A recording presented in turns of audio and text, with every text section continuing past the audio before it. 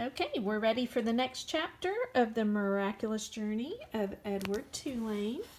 And remember, Edward was discovered by the dog who took him to his owner, who they seemed to be homeless. And so now he's going around with the dog and his master, and they have changed Edward's name to Malone, is what they're calling him. They traveled on foot. They traveled in empty rail cars. They were always on the move. But in truth, said Bull, we are going nowhere. That, my friend, is the irony of our constant movement. Edward rode in Bull's bedroll, slung over Bull's shoulder with only his head and ears sticking out. Bull was always careful to position the rabbit so that he was not looking down or up, but was instead forever looking behind him at the road they had just traveled. At night, they slept on the ground under the stars. Ooh, I bet Edward liked that. Lucy, after her initial disappointment about Edward being unfit for consumption, took a liking to him. She slept, curled up beside him. Sometimes she even rested her muzzle, that's her mouth and nose, on his china stomach.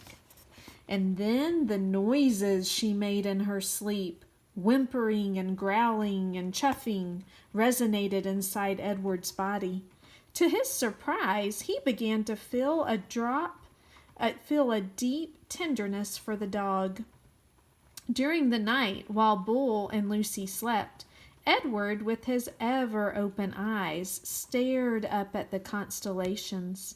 He said their names, and then he said the names of the people who loved him.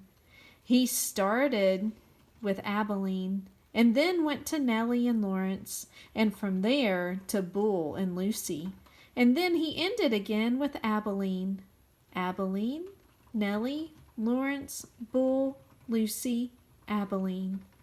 See, Edward told Pellegrina, I am not like the princess.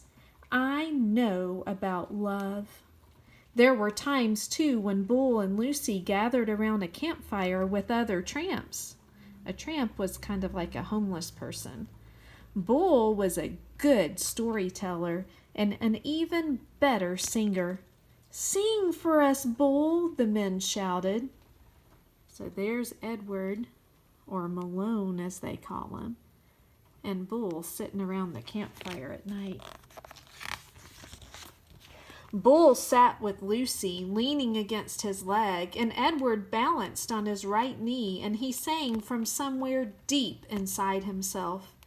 Just as Edward could feel Lucky's whimpers and growls resonate through his body at night, he could also feel the deep, sad sound of Bull's songs move through him. Edward loved it when Bull sang, and he was grateful to Bull, too, for sensing that a dress was not the right kind of clothing for Edward.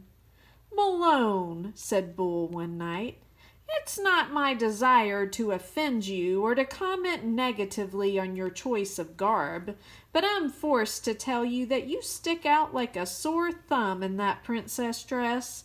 And also, again, with no wish to offend you, the dress has seen better days. Nellie's beautiful dress had not fared well at the dump or in its subsequent ramblings with Bull and Lucy. It was so torn and dirty and full of holes that it barely resembled a dress anymore. I have a solution, said Bull, and I hope that it meets with your approval. He took his own knit stocking cap and cut a big hole in the top of it and 2 small holes in the side of it, and then he took off Edward's dress. Look away, Lucy, he said to the dog.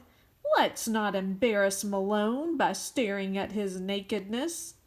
Bull slid the hat over Edward's head and pulled it down and poked his arms through the smaller holes. There you go, he said to Edward. Now you just need some pants. The pants Bull made himself, cutting up several red handkerchiefs and sewing them together so that they formed a makeshift covering for Edward's long legs. "Now you have the proper outlaw look," said Bull, standing back to admire his work. "Now you look like a rabbit on the run." And here's chapter 14, and you can see Edward's new outfit. He does look a lot different now, doesn't he? Rabbit on the run. And that takes us to chapter 14.